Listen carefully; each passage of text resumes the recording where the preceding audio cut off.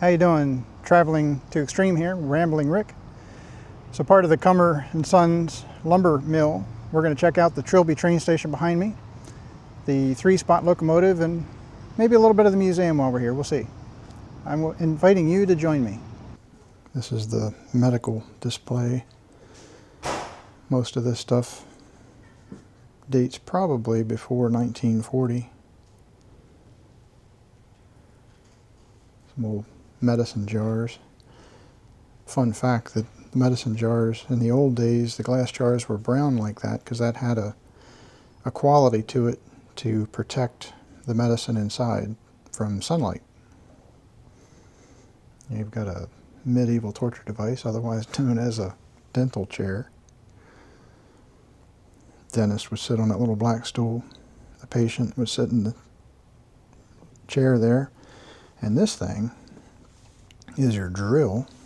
You can see the drill attachment would attach down here, and I think this might be, yeah, it's electrified. You can see the plug in the wall, transformer.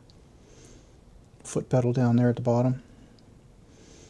But before that, before they were electric, it would have been a pedal, like a treadle machine. You put your foot on a pedal, and you'd pedal it to make it work. I always thought stuff like this was neat. It's a hat, and a couple of canes, and an umbrella. And they're all on this hat rack, like it was sitting in somebody's house, and they just picked it up, and brought it over here, and put it on display. The old man that wore that hat stuck his hat up there for the last time and walked away from it. You think about all the stories that hat could tell, all the things that it experienced, things that it heard, the events that it witnessed. People back then, those hats, they would wear those everywhere. It was common practice. Every day you left the house, you'd take your hat with you. Every time you're outside of a building, every time you're outside of your car, you had your hat on. This is the tool room, one of them anyway. The old hand tools, different augers, squares, combination squares, some hammers, different types of hammers for different types of jobs. Copper and brass hammers for stuff that requires a softer hammer, so you don't mar up whatever it is you're hammering on. Carpenter's hammers, ball-peen hammers. Got some levels over there. Different draw knives. That's for debarking wood or taking off big chunks of whatever it is when you're trying to square up different types of lumber. That's actually going to fit into the Cummer and Sons video that we're doing. Pipe wrenches and stuff. These old tools, you know, the material that they're made out of probably isn't superior to the material that we're capable of making today. It's hard to say, and that's arguable, but there's something different about these old tools, how they were made, how they were used, like these saws, for instance. The stuff that we make today is largely throwaway, where these saws, they would sharpen these, put them in a clamp, and you'd go along and you'd sharpen one side, turn it around, sharpen the other side, and you'd get a lifetime of use out of these saws. Those saws, you could sharpen those and use them today, and they're probably well over 100 years old. Same thing with your carpenter saws, crosscut and whatnot. Each one of these tools was a carpenter or a craftsman's tool that they used for whatever their trade was. And we're looking at probably 100 different types of trades with all these different tools on the wall.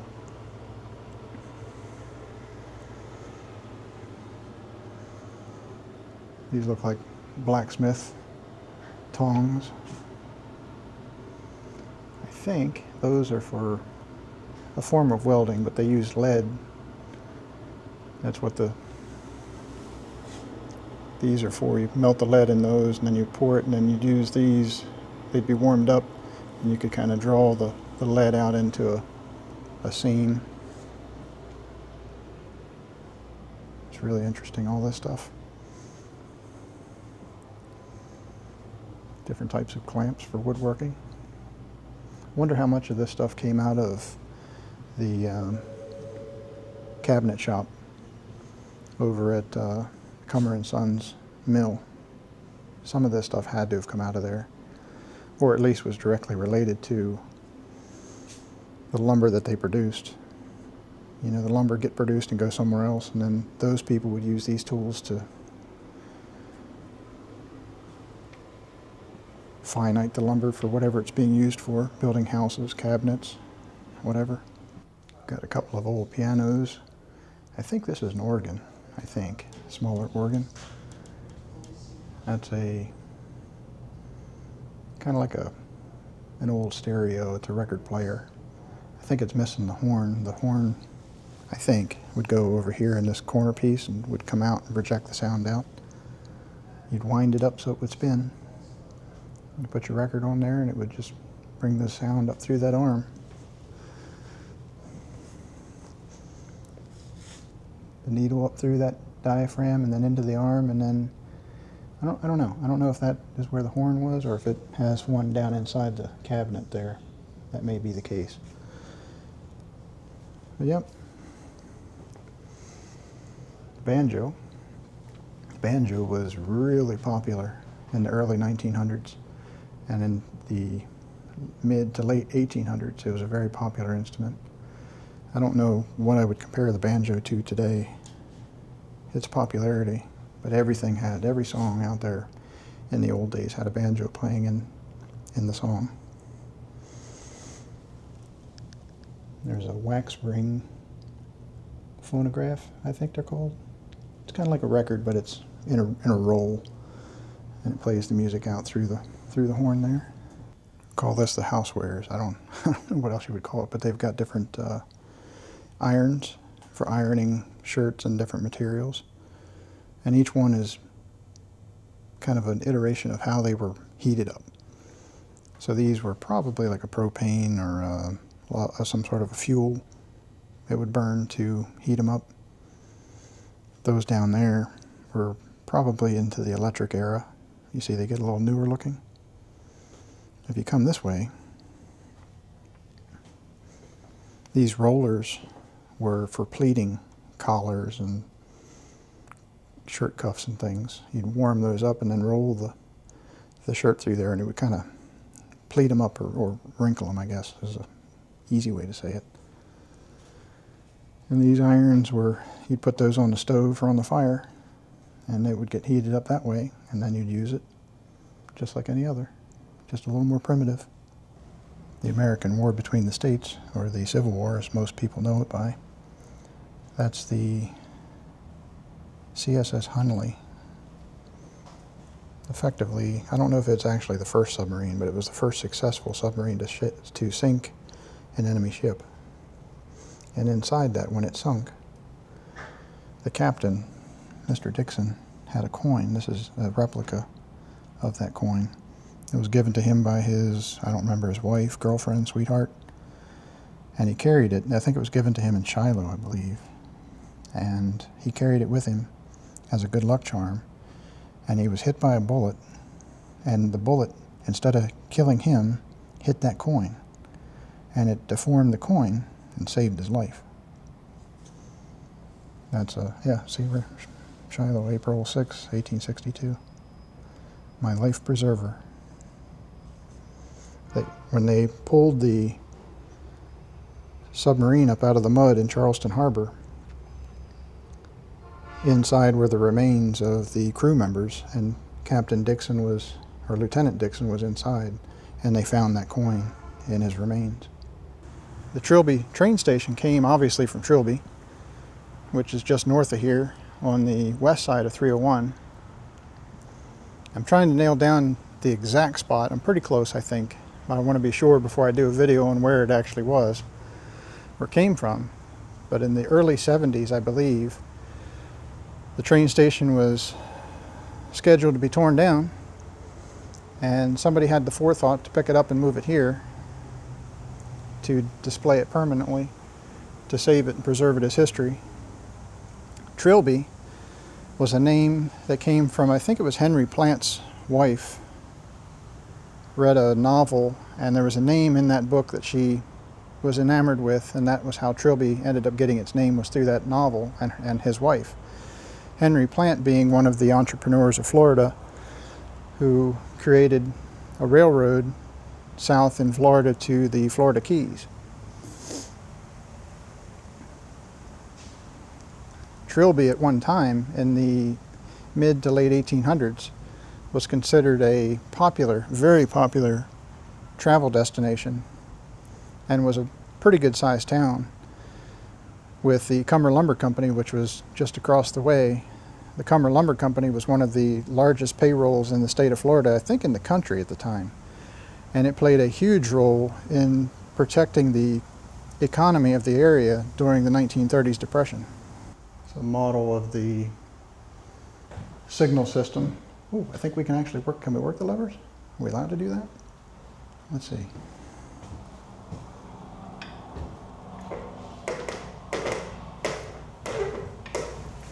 Yep, see, there you go. Got the yellow signal. It's called a position signal, or a semaphore. Uh-oh. All right, well, it locked into place, but that would have been on the outside, of course. And the station master would have been in charge of, if he wanted the train to stop, he would work those levers, and that would throw the indication outside and give the train crew the signal to stop or proceed slow, or that they had a clear signal and they could continue. See if we can see these with the backlight. This loop on the wall here, you would tie a set of train orders inside this little wire, or in this case, like this one here is on the string, and you would hold that pole outside, the station master would, and the passing train, if they weren't going to stop, they could hold those orders up, and then the engineer or the conductor or the brakeman could reach down and grab the orders and wouldn't have to stop, and then they could continue, and it would give them any special orders where they need to stop, proceed at a restricted speed of some kind. That was all prior to the days of having radios. I think I found this picture online too. We'll put a better picture up. But that's the old Trilby station. I think that one, I don't remember if it was torn down or burned down, and was replaced with this one years later. It says Trilby Depot and Freight Warehouse prior to 1926. Various different lanterns, railroad lanterns. These ones here on the bottom would be class lamps for the back of a caboose. These might have been on the locomotive. I think these are caboose here. Locomotive lamps weren't too much different. The oil lamps had the vent at the top. When they were electrified, they got a little shorter.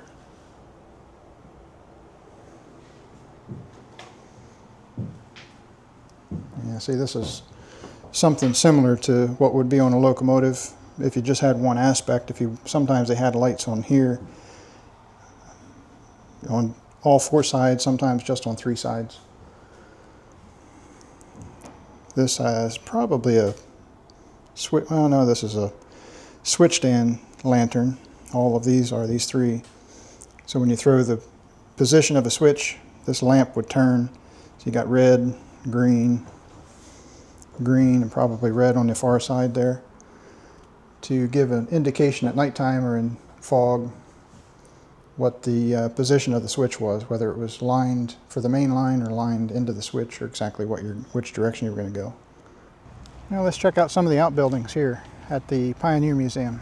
This is a great little museum. They've got all kinds of outbuildings. They were all moved here from various places around the state of Florida to preserve that way of life, to preserve the types of buildings that they represent.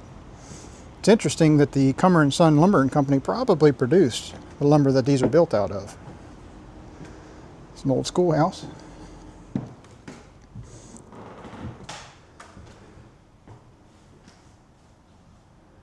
Your dunce cap. You can sit in the corner with a dunce cap on.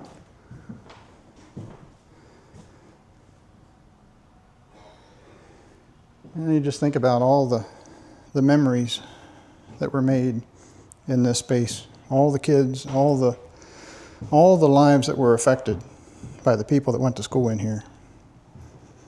And how that affected the local area, the economy, the things that these people that learned here went off to accomplish with their lives, the families that they made.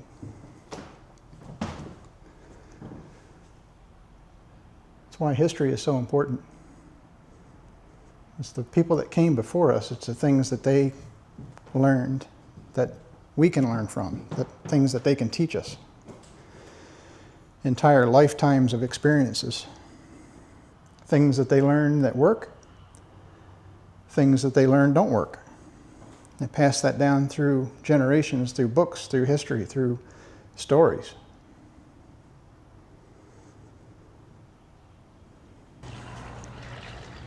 An old fire truck. I don't know if there's a sign that says what year. I would say that's probably here's a sign right here, probably 1920s, I would guess. 1921 American LaFrance Type 45 pumper.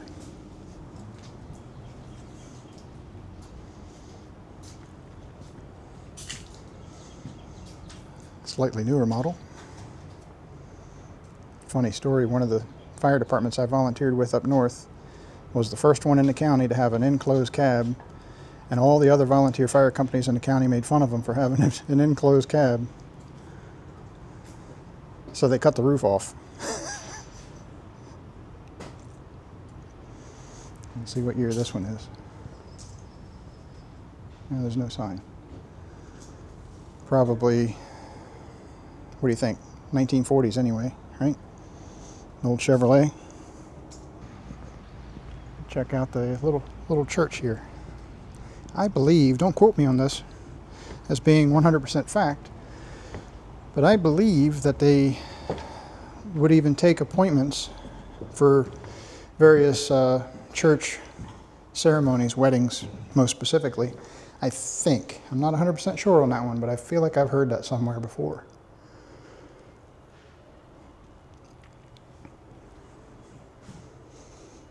Yep. Cute little church. See if we can find some literature that says, we should have did that for the schoolhouse. It says how old it is, where it came from.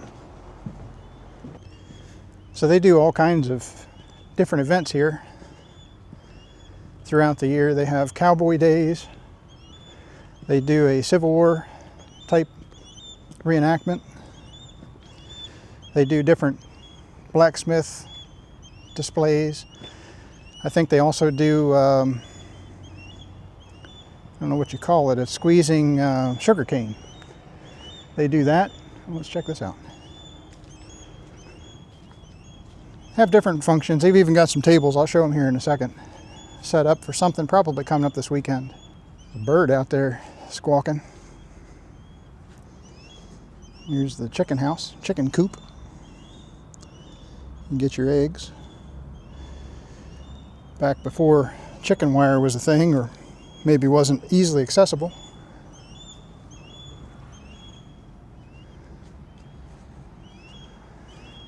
Here's the shed.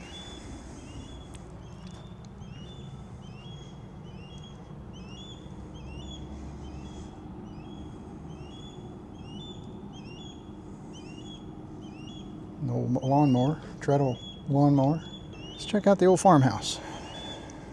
So I was looking on the church for a sign or something that gave some story about the building. And when I came in the door, it was a $12 fee, I think, to come in. They gave me a pamphlet, and I don't know what I did with the pamphlet. But the pamphlet, I think the pamphlet, you carry that with you. And there's literature for each one of the buildings, and it tells you where they came from in their story. not so much a plaque on the building itself. Upstairs is closed. But we can walk down around and downstairs. The way people lived in Florida 100 years ago. No air conditioning, but you were most likely outside doing stuff anyway, rather than sitting around inside every day, all day, like we do nowadays.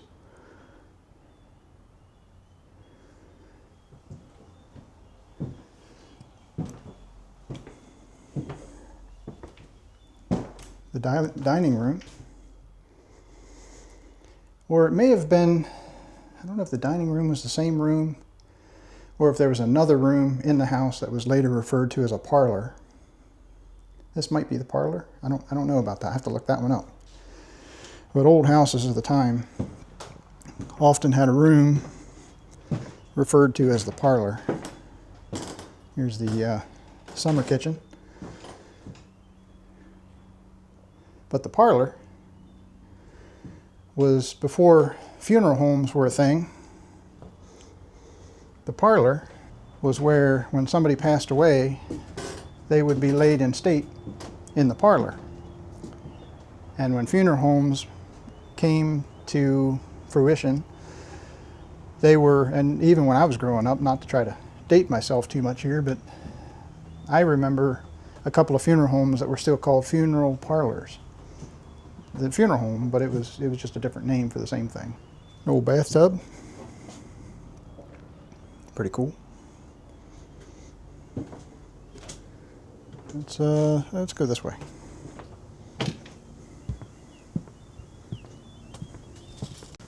There's your outhouse. Go do your business in the morning. You had to leave the house and go outside to a little shack on top of a hole in the ground. Here's your rooster roost. Can for the old biddies. So if you come to the Pioneer Museum, you see the red brick path goes between the buildings. That kind of funnels you around if you just follow the red brick road. Not the yellow brick road, the red brick road. I wonder if that's where the red brick road in Wizard of Oz leads to. It comes to the Pioneer Museum. Let's go in the big red building. Got an old wagon. Another old wagon. So this would be kind of a, if you were to compare it today, this would be kind of like the pickup truck. And I know that says doctor's buggy, but for the sake of argument, it's not all that different from the buggy that you would take to town for going to church or something like that. Another work wagon. And over here, I would guess this is a Model T, or maybe a Model A, I'm not sure. Model T, I think. But you see how high up the seat sits? We'll compare that to the wagon. So back in the old days, when people were used to riding around in wagons, and how you sat in a wagon, and even parts of the wagon, turned into the automobile. That's why the seats sat so much higher in the old days, because it was really copying the wagon. Those are racing buggies, more modern. So these are heavy haul wagons, or work wagons, and probably something very similar to what you might have seen settlers going across the country in. Probably a little more like this one. It's not a Conestoga wagon by any means, but it's similar to one. Give you an idea what they might have looked like. And here's maybe this is a model. I don't know. I get them all Model T, Model A. I get them all mixed up. This is a nice one though. It's pretty. Looks to me like this probably still runs. Very complicated car to get going. I suppose back in their day, it was commonplace. I don't know the first thing about it other than what I've seen in videos, but you can advance your timing and your throttle. And I think one of the foot pedals is to start it, probably the little button down here. Got to turn the battery on. It's all very mechanical. No automation in these at all. None whatsoever. But you notice the seat? How the seat looks a lot like wagon seats. Almost the same thing. And your trunk, later versions of the automobile, the trunk sat on the back of the car. This trunk sit on the back of the car, and that's how the trunk of the modern day car earned its name, is from an actual physical trunk that sat on the car itself. And a fun fact, these old steamer trunks, these flat ones, you load those on the steamer, steamship, paddle wheel boat, whatever you're on, they can stack trunks on top. So they started making curved ones. You see a lot of the steamer trunks that got the curve. That was the idea, was that it was harder to stack stuff on your trunk. So your trunk would tend to be put on last on top of somebody else's. So yours was the first one to come off when you got to where you're going, not the flat one. An old John Deere tractor. I'm not showing everything. I want to leave some stuff for you, the viewers, to maybe make your way over here one day and walk around the Pioneer Museum and experience a little bit of Florida's history. Some of this is the same history nationwide. The farm equipment, vehicles, wagons, tractors, even how people lived really didn't change a whole lot from Florida to Kansas to wherever. It just depended on how much material you had to build your house or the means to haul some of this stuff out to wherever you lived. These are various different machines. Gas-powered hit and miss motor. That would power something else like one of these. So for instance,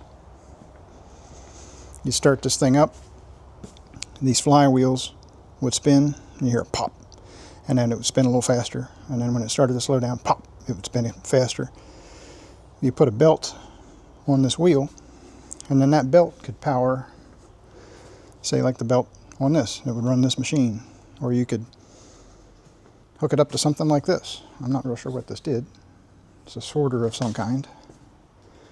But that was your power to run one of these other machines. It's a little Shriner's car, miniature steam tractor. Oh, that's cool. It's got flat tires though. I bet that still runs too. If you go to my Winders Ranger channel, it's just like the live steam locomotives. It's really not that much different in size. Just got one set of rubber wheels instead of train wheels. Yeah, that's cool. That's really cool. Different yokes and harnesses for horse-drawn equipment.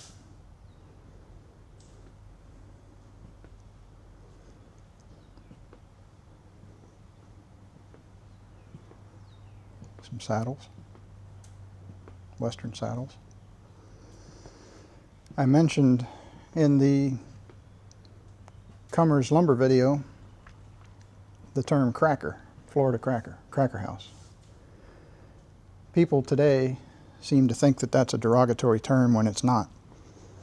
That comes from the old days, the cowboys in Florida that were running cattle across the state in different places.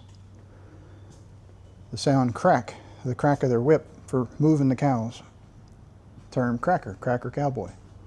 So it's just a term for cowboys here in Florida. It's not derogatory in any form. It's not supposed to be. Same thing for the term redneck. The term redneck was coined from the coal company wars up in West Virginia. And the companies, or the workers, were trying to unionize, and the companies didn't want them to, so the employees band together into a strike. And it lasted for a while. It went on for a few days, several days. And the coal companies hired gunmen to come down and put an end to the strike. And in their effort to put an end to the strike, of course, it turned into a gun battle. And the coal miners, to separate themselves or to identify themselves from the hired guns that the coal companies had brought in, the coal miners tied red bandanas around their neck. Redneck. It's not a derogatory term. It's not supposed to be. Just people don't know. That history has been lost to time. lost to hand-me-down stories, you know, where you fart on one side of town, and by the time you get to the other side of town, you made a mess in your pants. And it's not what happened. Now you can see some tables set up around. They got a bunch of them set up over here to the left where we came in. So it looks like they're getting ready for something. Today is, what is today? Tuesday, I think. Let's see what's in the carpenter shop. Take a look in there. So the door is locked. Well, we can look inside anyway. And it looks like they've got it set up where they can do different displays and different demonstrations and whatnot. Oh, that breeze feels good. Man, it's getting warm out here in Florida. It is mid-March. It's 80 degrees, more than 80 degrees today.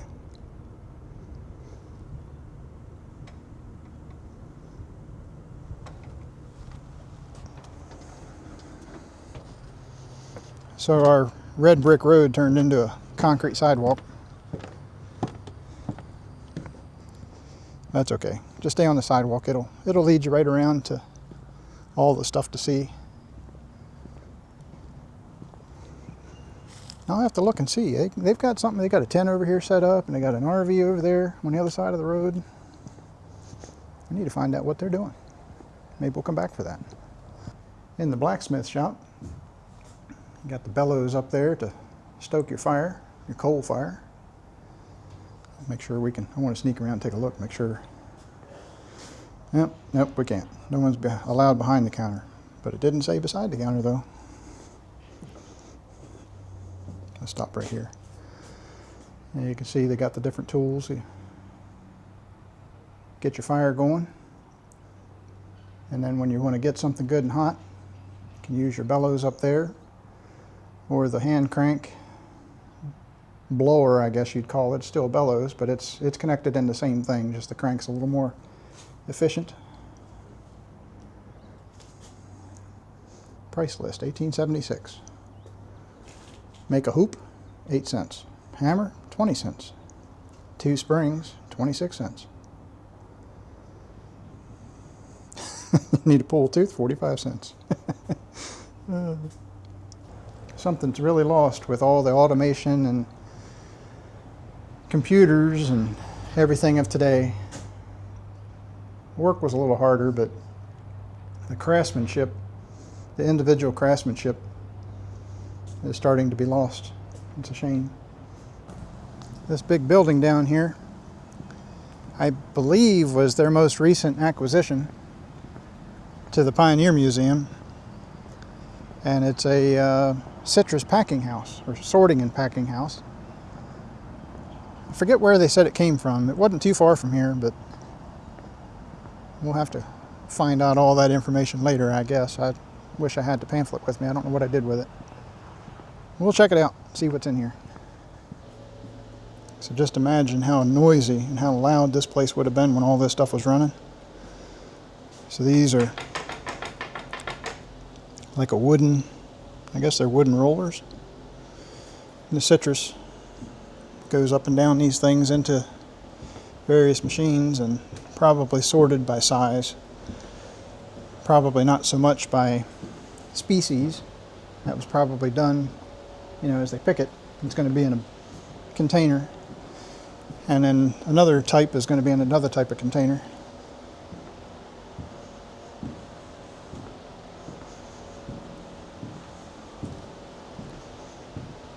Just thinking about all the people that these machines employed, you know, over the course of their lifetime, the machine's lifetime.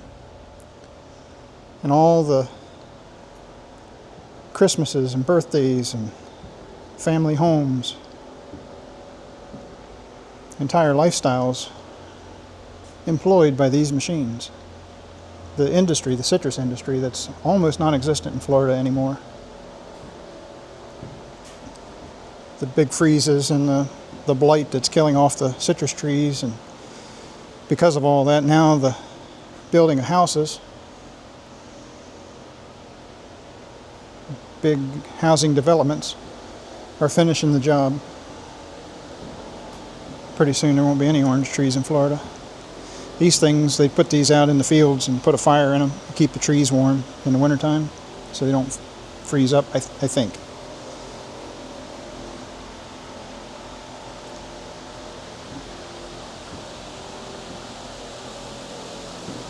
A loader for loading citrus into, I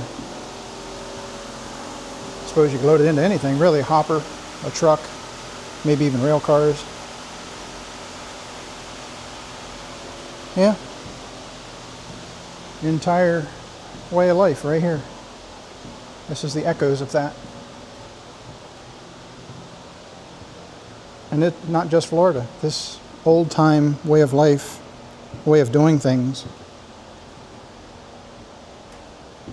It's with the cattle industry, the farming industry, citrus, seafood and fishing. For one reason or another, they're all various different reasons why they're each in jeopardy.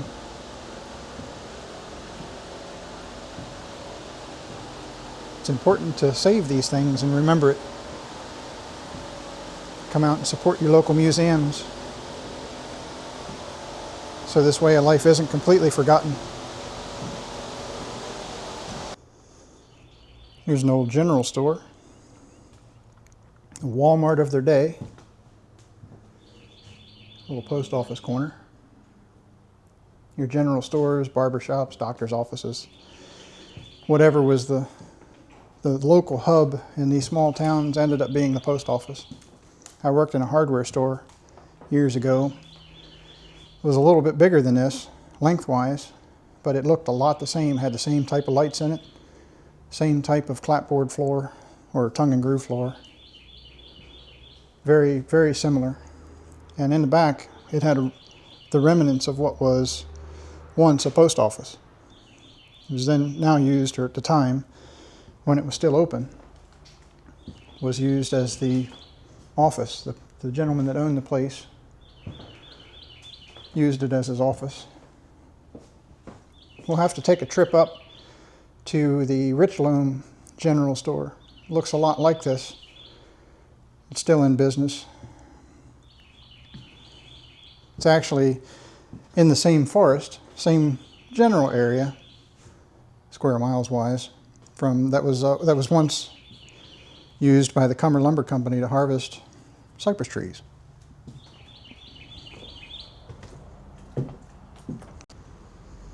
Sign says that's the Bromley Shoe Shop. You notice the little wheels that it's sitting on? Those little wheels, they're not train wheels, but it looks to me like it could very easily have been moved maybe onto a rail car. The dimensions of the building itself, very reminiscent of a rail car. Your shoemakers of the day, or people that repaired shoes, were called cobblers. Not very many of them around it anymore either. Shoes wear out today, we just throw them away, but back when this thing was in business, and I would assume Mr. Brumley was making shoes or repairing shoes, people had shoes probably almost a lifetime. Just get them resold as they'd wear out. We throw them away today. The moonshine still. Well, we got to check that out. Anybody that is old enough to remember who Grandpa Jones was, he was a banjo player. He had a song called Mountain Dew. Something about his pappy had a still up on the hill. It had such a sweet smell, and pew. No, it's closed. All kinds of old stories of the old timers making moonshine years ago in the 1920s and 30s.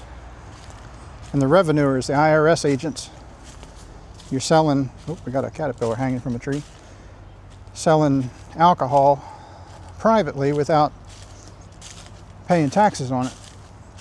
That was largely the issue, was the government wasn't getting their tax revenue, hence the revenuers.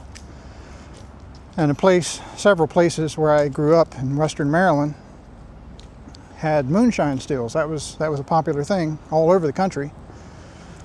And there's a story, the revenuers went up into the mountains, and I guess they destroyed the still, or they destroyed the stock of the still, and all the alcohol ran down into the local stream. And the cows were drinking water out of that stream, and you know, it's full of alcohol now, so the cows ended up getting a little tipsy from drinking the alcohol out of the stream that was coming down the mountain from the revenuers destroying the still.